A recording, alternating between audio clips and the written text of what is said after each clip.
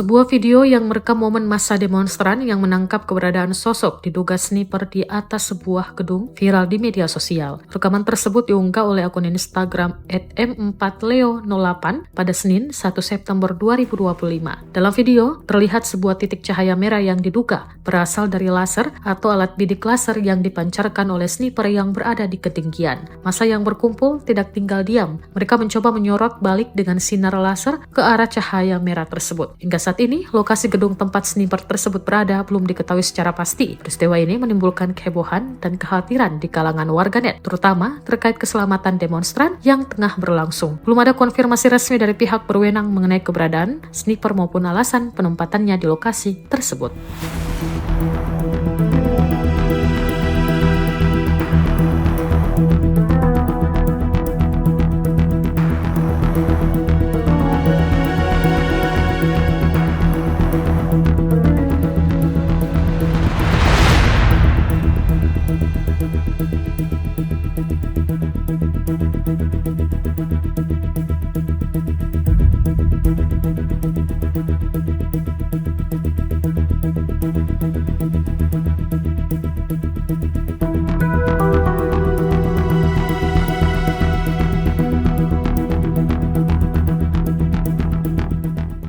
Download Tribun X sekarang, menghadirkan lokal menjadi Indonesia.